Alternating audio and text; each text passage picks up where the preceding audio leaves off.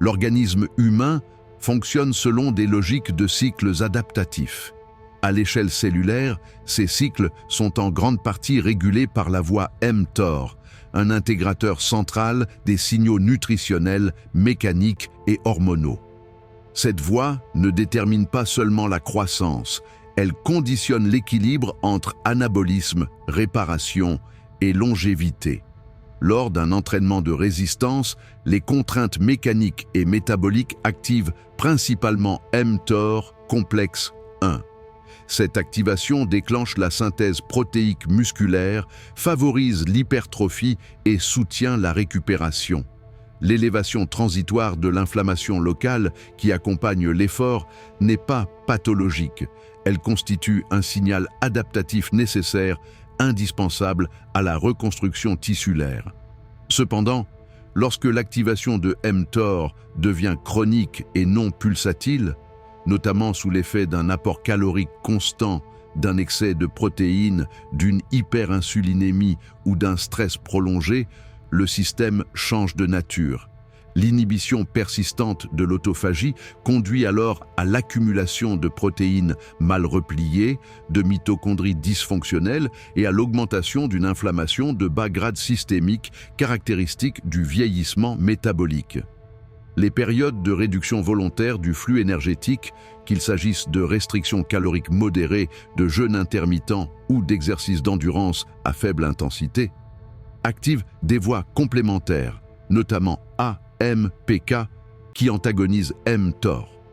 Cette bascule favorise l'autophagie, améliore la sensibilité à l'insuline et réduit la production de cytokines pro-inflammatoires. Ces mécanismes participent à la maintenance cellulaire et à la préservation de la fonction tissulaire avec l'âge. Ainsi, l'inflammation doit être comprise comme un phénomène contextuel et temporel. Une inflammation aiguë, localisée et transitoire, est bénéfique et nécessaire à l'adaptation. À l'inverse, une inflammation chronique, diffuse et persistante devient délétère. La voie mTOR se situe au cœur de cette distinction, agissant comme un régulateur de seuil entre adaptation et dégénérescence. Le mode de vie moderne tend à maintenir mTOR dans un état d'activation quasi permanente. À l'opposé, un mode de vie physiologiquement cohérent repose sur une oscillation contrôlée, des phases d'activation anabolique intentionnelle, suivies de phases de freinage métabolique favorisant la réparation. L'alternance entre entraînement de résistance, activité d'endurance douce, nutrition ciblée, période de jeûne et sommeil adéquat permet de reproduire cette dynamique.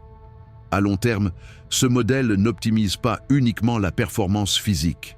Il contribue à ralentir les processus de vieillissement, à limiter les pathologies inflammatoires chroniques et à préserver la masse musculaire, tout en maintenant l'intégrité métabolique. La longévité fonctionnelle ne résulte donc pas d'une inhibition permanente de mTOR, mais de sa régulation rythmique, en accord avec les capacités adaptatives de l'organisme.